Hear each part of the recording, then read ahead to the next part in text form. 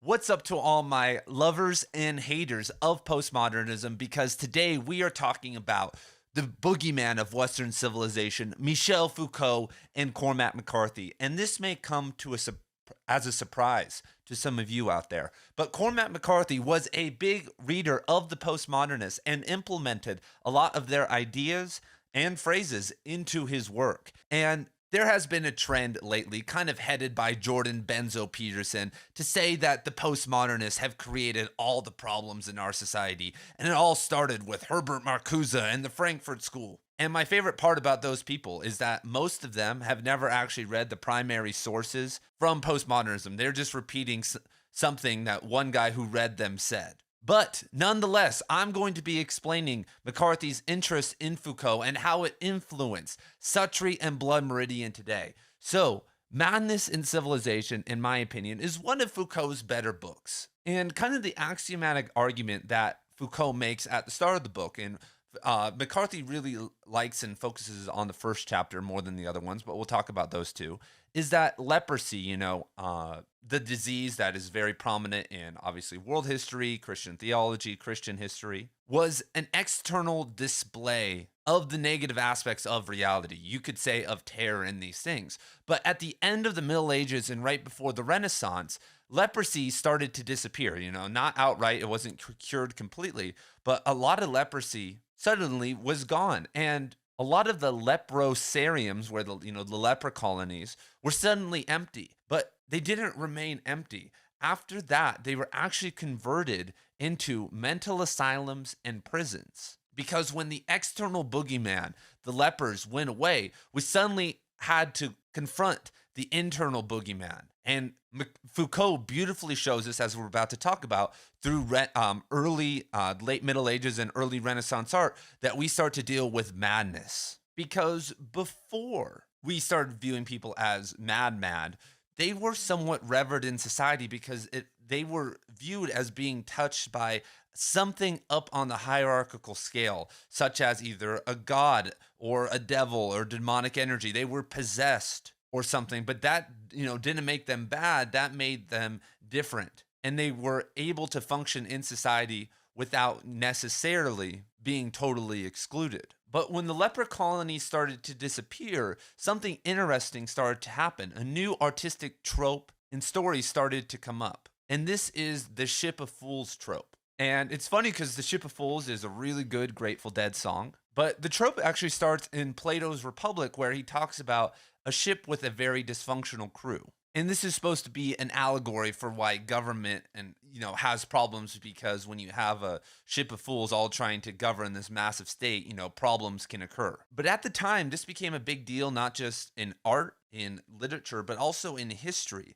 And it stemmed from that society supposedly were putting the mad, these certain outer regions were putting the mad on ships because they didn't want to kill them or do anything, and then sending them off to go maybe to a city or stuff, because in the city they could be taken care of. And it's actually really funny. It reminds me of like what's going on with the shipping of immigrants down in Texas right now. I was like, this has been going on for this long. Like the people you don't want, you just ship them somewhere else. I thought that was funny that we're still dealing with that. But anyway, Foucault argues that, and we're about to connect to Sutree here, that the Ship of Fools was the liminal space between leprosy and madness, right? We had these leper colonies that were starting to go away, and we didn't have the structures of, the prison system and the mental asylum system yet. And so these men on water, and water is known to represent madness and, the depth of emotion and whatnot forever. This kind of goes back to the Odyssean and the Argonauts, aspects of literature and the canon. And so this is almost a preeminent aspect to the Renaissance, trying to deal with the dreams of European men. And so if we look at Cornelius Sutree, he is a fisherman. And throughout the novel, he has 3 hallucinatory episodes. He is dwelling on madness the entire time, and we'll be looking at some quotes in a second. And McCarthy writes this as such, with more fever dream prose at some of the times in Sutree. Quoting from Sutree. Sutree heard laughter and sounds of carnival. He saw with a madman's clarity the perishability of his flesh. Ill-bedowered harlots were calling from small porches in the night, in their gaudy rags like dolls panoplied out of a dirty dream. And along the little ways in the rain and lightning came a troop of squalid merrymakers bearing a caged wyvern on shoulder poles and other alchemical game. Chimeras and cacodemons skewered up on boar spears, and a pharmacopoeia of hellish condiments adorning a trestle, and toted by trolls with an elder known for guidon.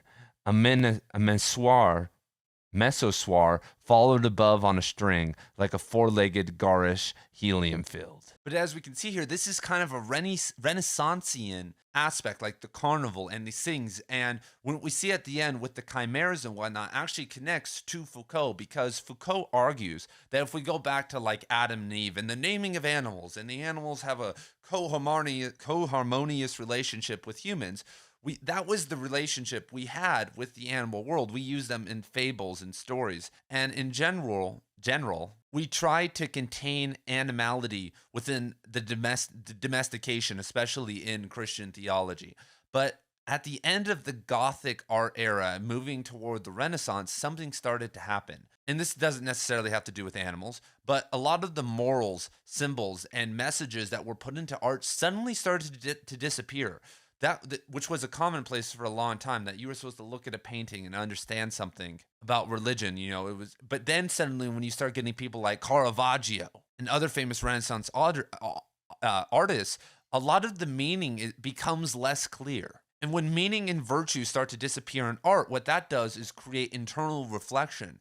And for the first time, at least in this part of Western history, in the Christian era, I guess you could say some of the crazy kings, anyway, at least of the Middle Ages, we started to reflect on madness and the unconscious for the first time. And I actually really like this idea, because when too much meaning is embedded, the story no longer speaks for itself. And then people, because when you look at art, you want to be taken and have revelations. But if you've ever read a literature piece or a story, or even The Passenger by Cormac, sometimes when an author puts too much in there and is being too overt with their messaging, it kind of takes you out of the experience. You're like, okay, I guess I'm not able to make up my mind. I have to go with what they're doing. And eventually, if you do that all the time, you're going to seek or try to create art that doesn't do that anymore. You're going to go to the other side of the dialect. And so when all that ends, we move into irrationality, because the irrational mind, the mind dealing with madness,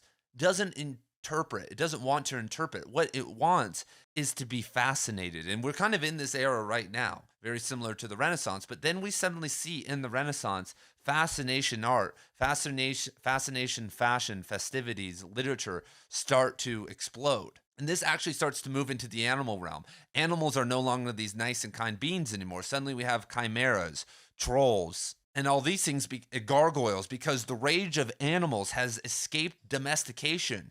It's escaped the symbols and the ideas we've put upon it, and it transformed into the madness that we all have in our sterile hearts. And this was considered very satanic, because this new type of art that is drenched in madness, these new interpretations of animals, they are the knowledge from the tree. This is the new Eden that's trying to be created, this simulacra of what was once perfect. And taking this back to Sutree, as we can see here, McCarthy is exploring these themes, but that is what Sutree is doing. Sutree, you could say, is trying to move back through the water, not just into madness, but into this new knowledge. He is a degenerate. People are consummating watermelons and doing this, but it does have this Edenic feel in the story. So going back to Cormac, one of the things that he writes in his notes in reference, we're going to kind of go over the things he referenced in terms of Foucault now. The first thing he wrote was Grillo's grotesque faces set in the bellies of monsters, Comanches. And this is a Grillos. I mean, I guess he's really talking about a gargoyle here. That's what I would say. But this kind of connects to the second thing he said, which is that things become so burdened with meaning that their forms are dimmed. And this may be a reference to kind of the aspect of Sutree, as I've talked about many times before, how in the in the later drafts of Sutree, he put less and less emotion and relied more on minimalism in the characterization of Sutree. And I think it is effective that if we were getting in the mind of Sutree and seeing how he felt really about his father and about his kid, it wouldn't be so impactful. Speaking of grotesque things, McCarthy highlights this line from the book: bird wings avid and disturbing as hands. And this is obviously just a reference to a certain type of animal, this kind of demented being from the mind that is scary. And these are stuff that is coming up at this time. Another thing that really happens in this book that it talks about is that you can get knowledge from more than just rationality. And this is where McCarthy, I think, his interest in religion really comes in, because through religious experience, through meditation, yoga, even dreaming, whatever technique you want to use, you can get knowledge without anyone's help. You can find that internal knowledge and explore things and learn, and you don't need institutions to do it. And this is connected to the idea of madness, because most of the time these are very irrational states. And one could say that we're functioning in a very simple schizophrenic sort of way, because when someone has a very crazy experience, whether it be a near-death experience, psychedelics or whatnot, they have all this information that really doesn't apply back to this reality. And a complete schizophrenic is someone who's having an experience and they can't integrate that, what they're experiencing, back with reality. But a simple schizophrenic maybe has hallucinations and these other things, but they can seamlessly function in reality. And you can induce hallucinations and alternative states and gain knowledge there and bring it back to this reality and make it useful. But some people can't do that. There have been people, whether it be through psychedelics, meditation, yoga, even love, who just fall off the track forever and become lost and addicted and can't integrate any of that knowledge into this reality. Another quote from that McCarthy writes from Foucault is that, quote, when man deploys the arbitrary nature of his madness, he confronts the dark necessity of the world.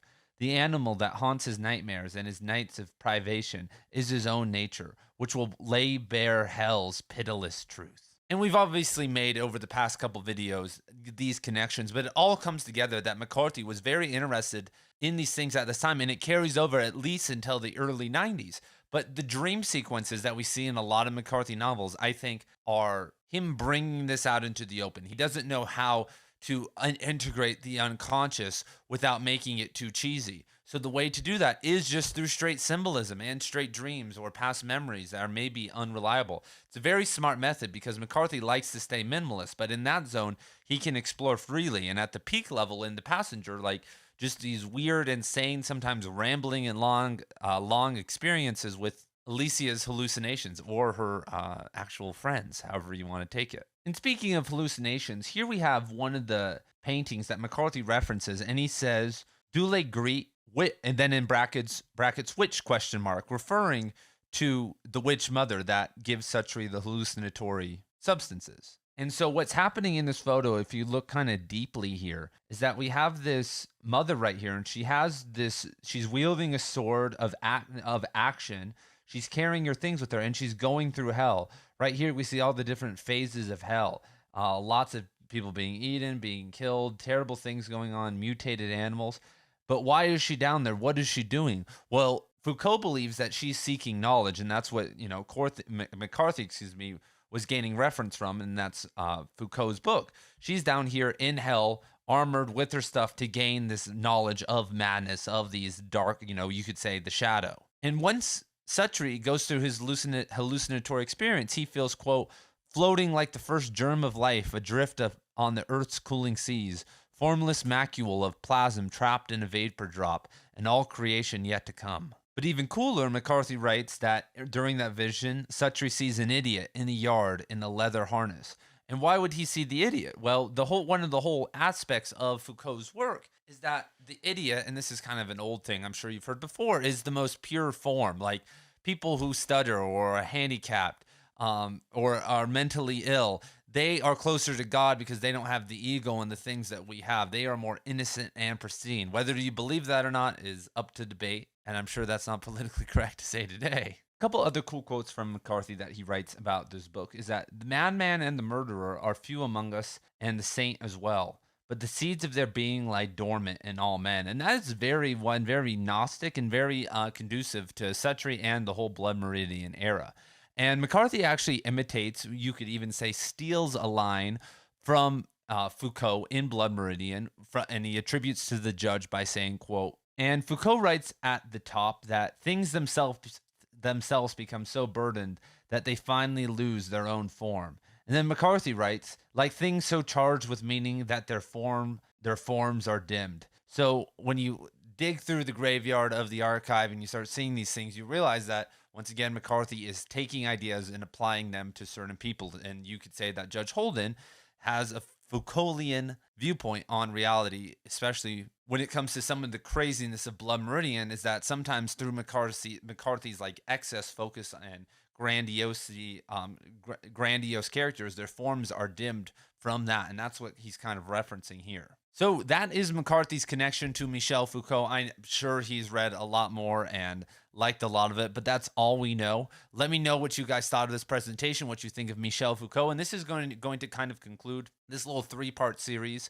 on Cormac McCarthy's kind of religious and spiritual views. And if you guys would like more content like this, go join the Cormac McCarthy course at cormacmccarthy.substack.com. I'm working on a video very much like this, but longer and hopefully a lot better, called Cormac McCarthy and Freemasonry. McCarthy had an interest in Freemasonry, applied a lot of its ideas into the work, and that should be out within the next couple days. And I will see you guys in there or on the next video on the channel. Peace.